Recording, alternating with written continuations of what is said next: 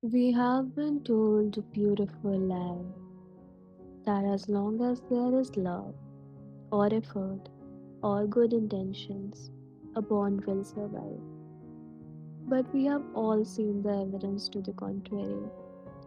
We have seen the mother who loves her child but can't stop criticizing them. We have seen best friends who haven't spoken in years because of one misunderstood moment. We have seen someone we promised to spend our lives with slowly become a stranger. I used to look at people, fictional characters, and even people in my own life, and think they were just difficult. I thought they chose to be hurtful. But then I realized something terrifying. Most people don't want to hurt the ones they love, they just don't know how to behave any other way. And this isn't just about romance, it's about what happens when the brain no longer feels safe, and how, without realizing it, we become the person others have to leave behind just to save themselves. Today, we are looking at the hidden psychology of emotional safety. Because if you want to keep the people you care about, you have to understand the science of why they stay. Hi guys, welcome to my YouTube channel. So in this video, we are basically talking about something that I came across when I was reading my first ever romance novel. And it's that why do we hurt people even though we don't want to, even though we didn't mean to hurt them? And once I came across this idea, I started observing it in people around me and also within myself. And after a lot of stuff, I actually found out that the answer was emotional safety. Even though we want to treat someone nicely, we still hurt them. Even though we don't want to hurt a person, we still hurt them because we do not provide them emotional safety. So today's video is basically about this only, that how human bonds fail when emotional safety is not there. You know, my first ever romance novel was After by Annie Todd. There, Hardin Scott, who is the male lead, he really loved the female lead, which was Tessa. He did not want to hurt her. He did not want to treat her badly. But he still did because he didn't know how to behave any other way. Giving you one chance to leave with me, but if I walk out that door without you, that's it.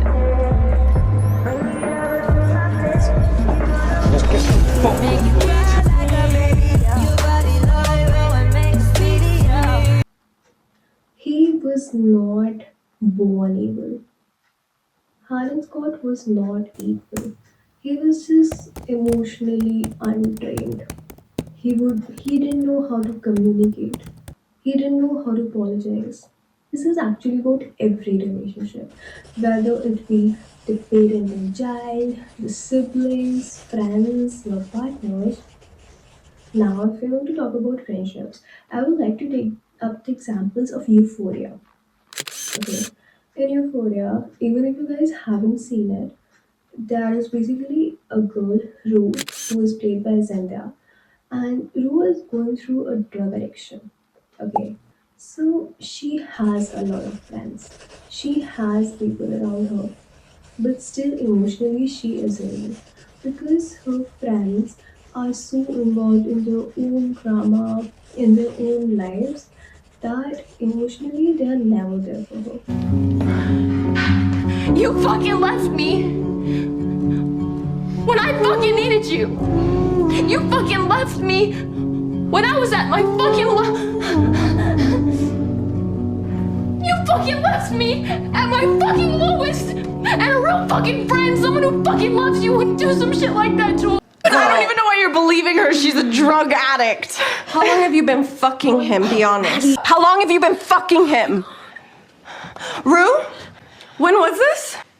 They're never there to listen to her, to give her emotional support, or just be there even in the silence. You guys must have watched the movie Matilda.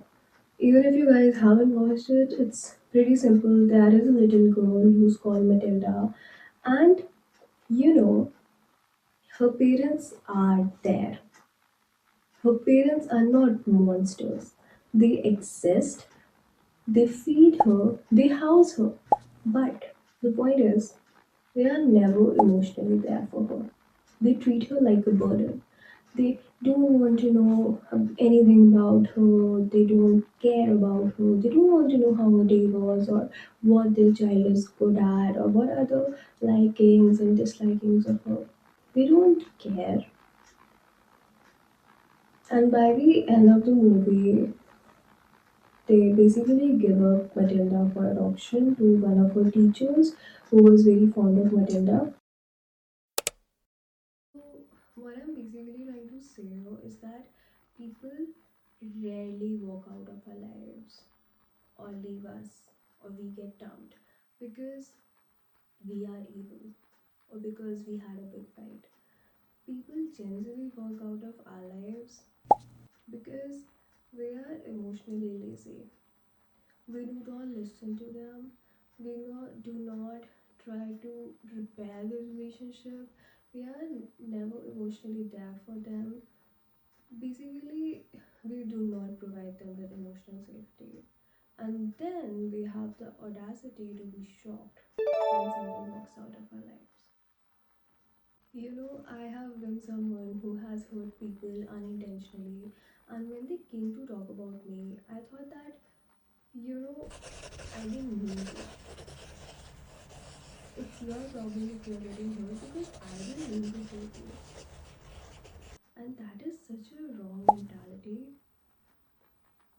Especially, you guys must have observed that people don't usually walk out of our lives after a fun major fight. They try to fix the relationship over and over. And fixing does not always look like coming to you, sitting, and talking. It also looks a lot like asking you that, are you available? Can I please call you? I've had a bad day. Can we meet? And you not being there for them. We don't realize it when we are doing it to someone, but we do realize it when it's actually happening to us. We have all had moments when we are crying next to someone or we are crying because of someone and they didn't care. At that time, it did hurt a lot, you know. And this is not only about relationships. This can also be the case in the teenager's bedroom where they're crying because of their parent and their parents in the next room don't even know about it. We have all had a moment when we were so tired of shrinking ourselves because of someone else that we thought it was better to leave. It happened with me in a workplace where I just stopped sharing my ideas because they always led to some lecture or being dismissed. You know, People doing that to me didn't get it, but since it was being done to me, I did get it. You know, and we don't understand, but a lot of times we are the person who is doing it to someone else. So this just proves that no one walks out of any place or anyone's life because of one major fight or one major problem. It's mainly because we fail to provide them emotional safety in the form of, accepting them, listening to them, respecting their opinions, or, just being there for them, accepting when they're saying that it was your fault instead of getting defensive. They walk out because we fail to provide them emotional safety, not because they stop loving us or they stop caring about us. And I'll tell you, so basically, there is a person, Martin Seligman, and he basically came up with the concept of learned helplessness. 40 years ago, I discovered a phenomenon called learned helplessness. And that was basically that when animals and people confront events that they can't control, they collapse. They become passive, they become stupid, their brain changes, they become more susceptible to illness and the like. And it's basically a concept that when an organism is continuously subjected to negative stimuli, eventually they stop even trying to escape it. This is the reason that a lot of people are emotionally and mentally done with a lot of friendships and relationships, and they're just physically present over there. This has honestly happened with me a lot of times in workplaces and in friendships when I know that other person is bitching about me. So I'm just their friend for the sake of it. This has also happened with me in workplaces where my ideas are so badly rejected that I just stop even presenting my ideas to the people. This is what learned helplessness is. And that is why, sometimes we have the question that how can he leave me so easily? How can she leave me so easily? She pretends like I'm dead. It's because when they left your life, they were mentally checked out a lot before when they physically left your life. You know, so a lot of times we have the question that how can he move on so easily, or how can they pretend that I'm just dead? Because mentally they were done with you long ago. It's just that they were physically present. And now that they're also physically gone, you realize that, damn, they don't care. Because emotionally they moved on a long time ago. They checked out a long time ago and they moved on a long time ago. This is called learned helplessness. And this again comes to a point that when in any friendship, any relationship, even in parents and sibling bonds, when we do not provide emotional safety to the person, they start learning the learned helplessness. And then comes a point after they have properly learned this concept, and then comes a point when they also physically walk out of our lives. Then there is another concept that social pain is basically equal to a physical pain. So, when a person is deeply hurt by your actions, not physically but like emotionally, they are deeply hurt by your actions, the part of their brain that lights up is the same as the part that lights up when they face a physical injury. So basically, when you hurt someone, you are causing them an emotional injury, which is equal to physical pain. So when someone comes to you and they tell you that you hurt them with their actions and they're not happy, and you tell them that you know what, you're overreacting, I didn't mean to do it, you're so sensitive, you are basically ignoring a physical injury because they are genuinely hurt. They are feeling the pain which is as real as physical pain. You are basically ignoring their injury. They cannot simply ignore their way out of it. They cannot simply just think their way out of it. When a leg is broken, you cannot just think that I'm fine and move on from it. And it's the same with emotional injury. When you hurt someone with your actions or you hurt someone with your words, it equals to an emotional injury which is as real as a physical injury. So it actually takes a lot to move on from it.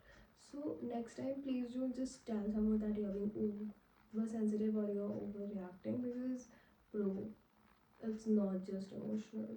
There is another experiment which is called the still face experiment.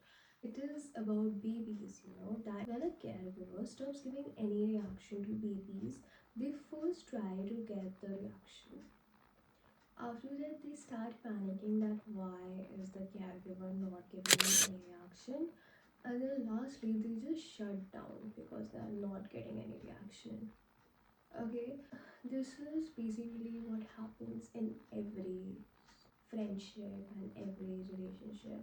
When you are telling your friend something and they are just busy on their phone and they're not listening to you, when you have had a bad day and you go home and you want to tell your mother and she is just busy with her friends, you eventually learn that they don't care. This experiment shows that since the day we are born, since we are a child, We have been made in a way that we need a mirror. And when we don't get that mirror, when we don't get any reaction from the people who we are trusting, we just stop trying. And eventually, those friendships, those relationships, those bonds in general, they fade away. So, all the psychological facts that I told you right now, they are not just sad stories. Silence is a stressor.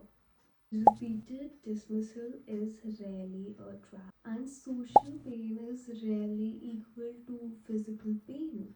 If you want to last, whether it's with your colleague or your child or your partner, you have to realize that emotional safety is not a luxury. It is basically the oxygen that keeps the relationship alive. So now let's come to the practical part and discuss how to not be a person that people have to distance themselves from you. So firstly, please take people's emotions seriously even when you don't understand them. When you're ignoring someone that you hurt, you are basically neglecting their injury. Secondly, please don't make people repeatedly ask you for bare minimum. Like picking up a friend's call is the bare minimum that you can do for them. You know, helping your mom is the least that you can do for her. So please don't make people again and again ask you for bare minimum. Also, I have suffered from this a lot. People always telling me that you're too much. Oh God, please don't make people feel ashamed having needs, feelings, or even boundaries for that matter. I've seen a lot of people, including myself when I was young, that if someone was complaining to me about something, I would immediately start defending myself. First, listen to the person without correcting or defending yourself, and then think and then give the response. This habit is literally gold. I have seen only a few people have it. Follow through after conversations, not only during them. When a friend tells you that they have a test tomorrow and they're feeling really anxious, you should definitely talk to them at that moment to make them feel less anxious, but you should also text them next day to ask how their test did actually go. You know, that really helps, and this is literally a golden habit. So, what I really want to say here is that connection is not built on intention. You know, that I always wanted good for her, I never did anything bad to her. It's built on response. How well you treated them, how much you were there for them. You know, did you stand up for them? People don't stay because you cared. They actually stay because they felt that you cared for them. A lot of people actually believe that love is only about connection, attachment, and attraction. But honestly, love is not only about vibes, it is also about behavior.